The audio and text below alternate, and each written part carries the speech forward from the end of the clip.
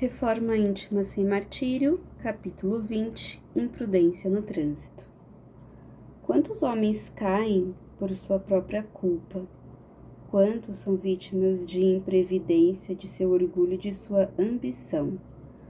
O Evangelho segundo o Espiritismo, capítulo 5, item 4. Cumpríamos nossos afazeres rotineiros no Hospital Esperança, quando fomos chamados com urgência por Dona Modesta no saguão para confinamento de acidentados.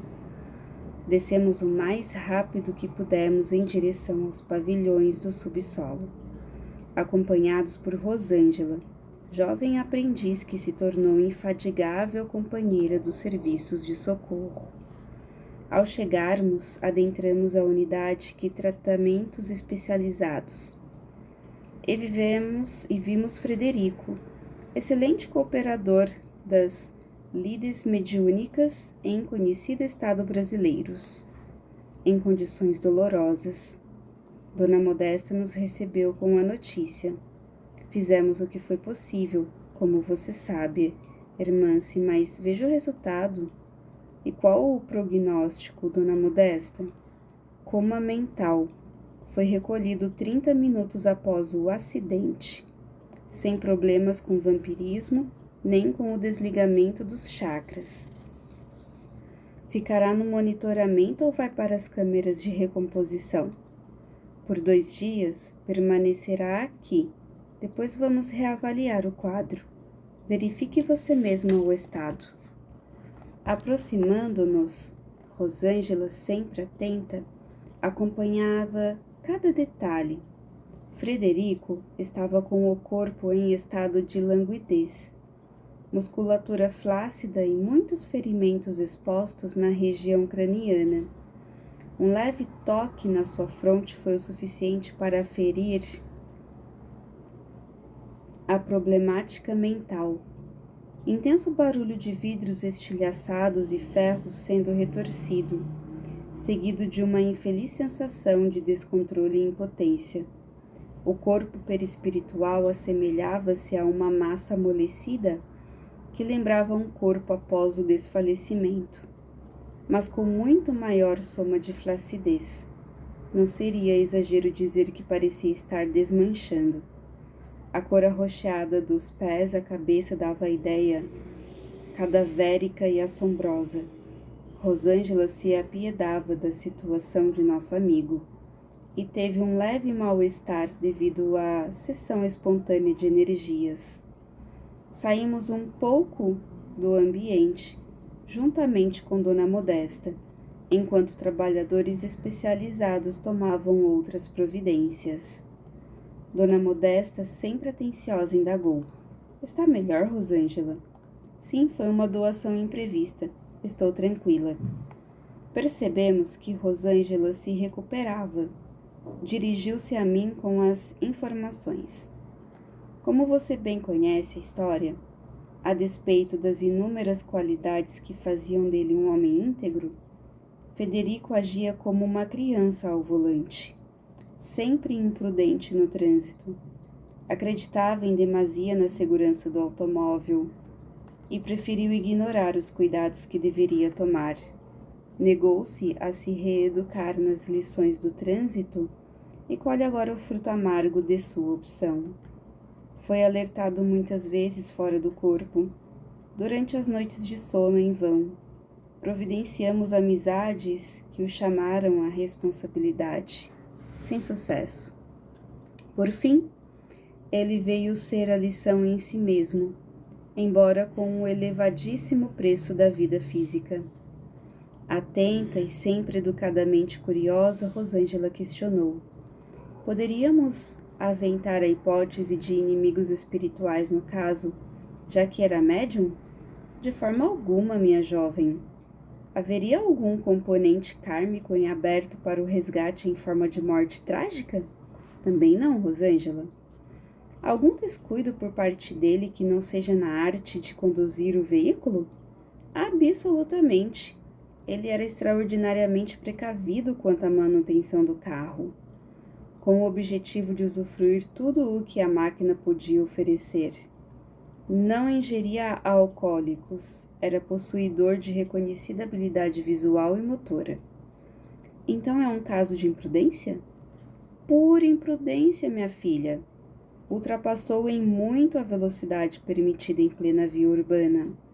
Retorna com 37 anos de antecedência, deixando a família em uma reencarnação promissora com sua mediunidade e vida espírita consciente.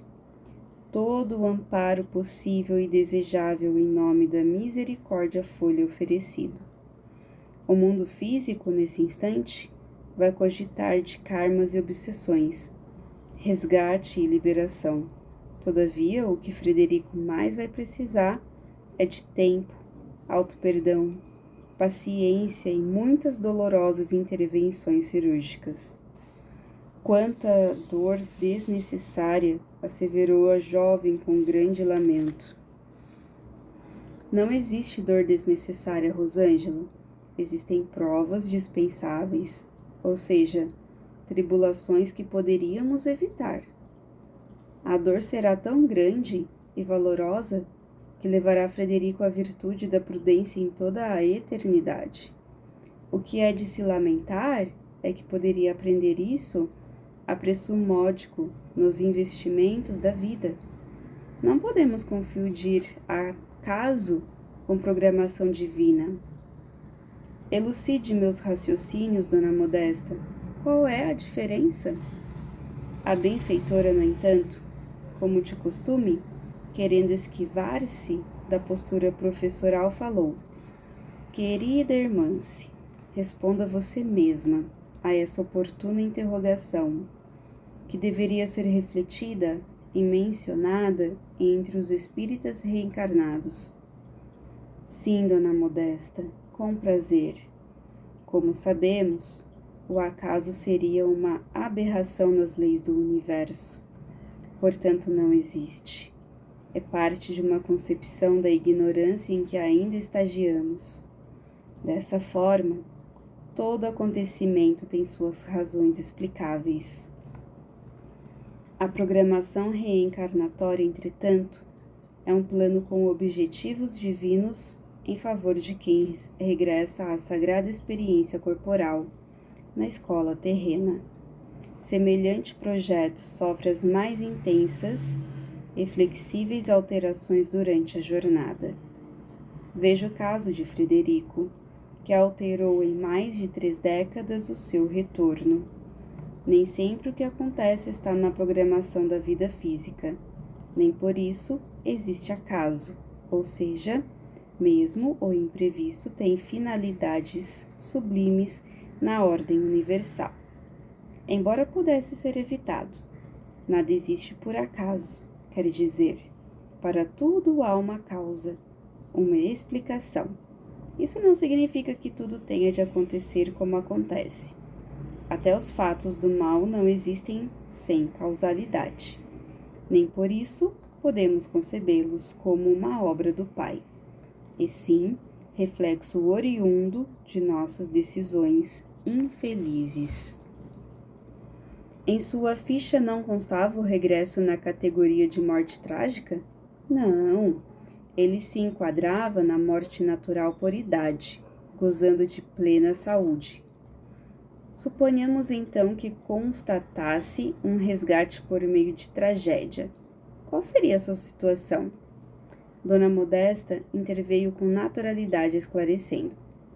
Se assim fosse, minha jovem, ainda seria um suicida, porque estaria, nesse caso, antecipando o tempo de sua liberação. Inclusive, a categoria de desencarne pode sofrer modificações conforme o proveito pessoal na reencarnação. Temos casos aqui mesmo no hospital de criaturas que ressarciriam velhos crimes de guerra com desenlaces lentos, sofrendo longamente na ponta dos bisturis e tesouras cirúrgicas, e que, no entanto, levaram um leve escorregão no banheiro e acordaram na vida extrafísica felizes e saudáveis. Há também mudanças para melhor. A conversa avançou. enquanto aguardávamos algumas providências de refazimento a Frederico. Passado alguns minutos, fomos orientados por Dona Modesta.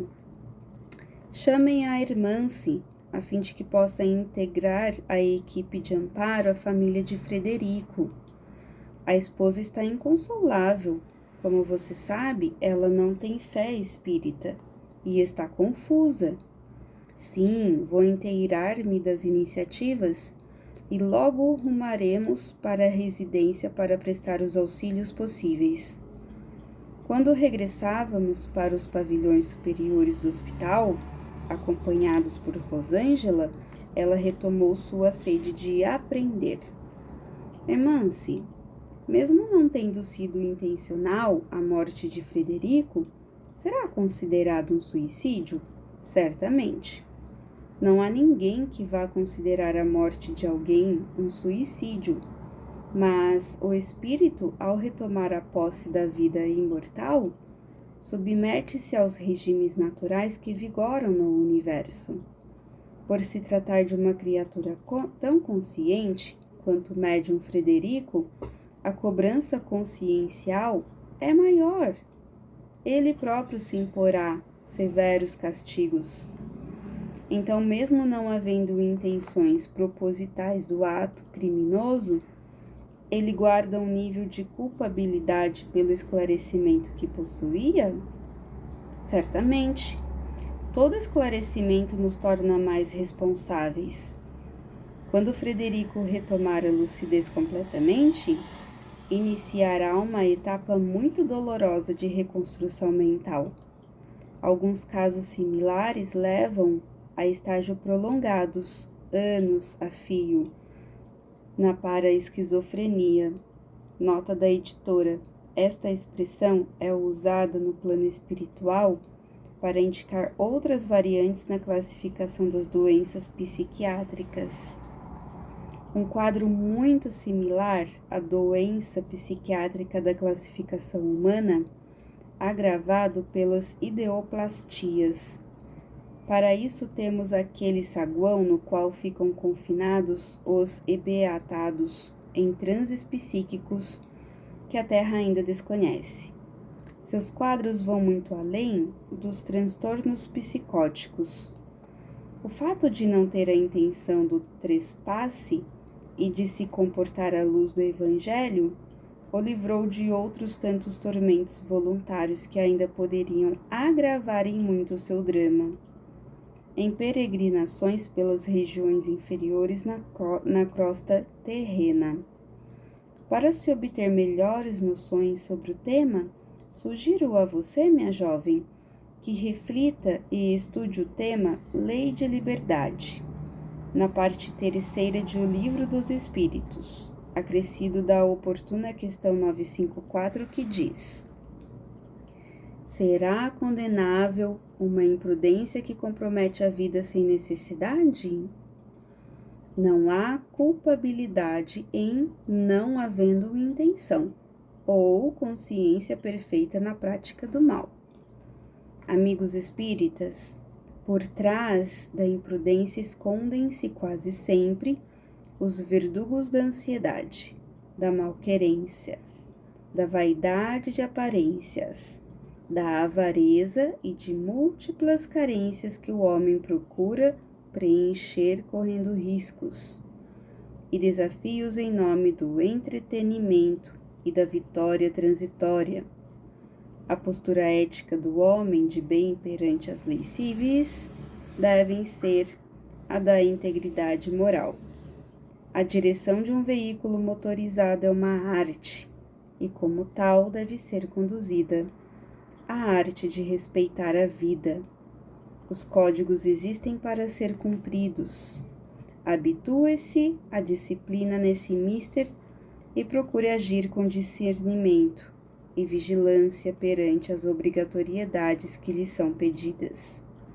Se outros não a seguem, responderão por si mesmos e não por você.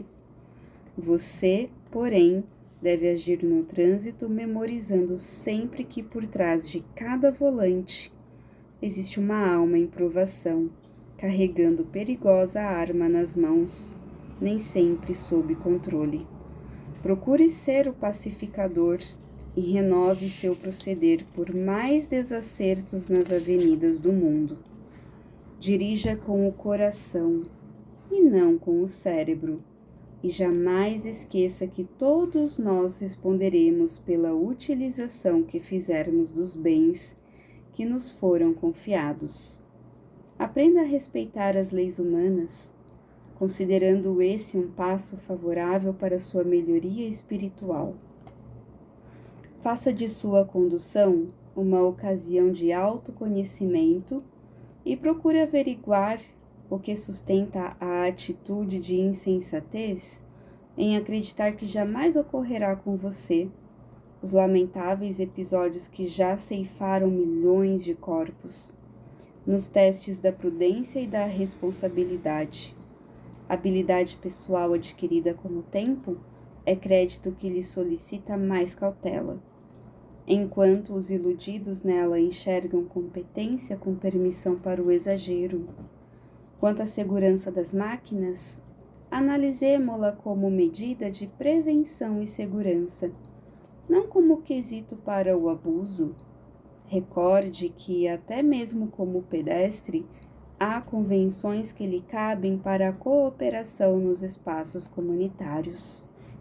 Nossa tarefa enquanto desencarnados é proteger e orientar sempre conforme os limites das convenções, ultrapassando-as somente quando o amor não se torna conivência. Nesse sentido, estejam certos os amigos encarnados que, de nossa parte, respeitamos o que estipula a lei terrena. Assim, apuramos sempre se o ponteiro não ultrapassa em muito a velocidade permitida, como uma medida aferidora de equilíbrio para a harmonia geral, critério seletivo para dispensar amparo e auxílio em casos de reincidência.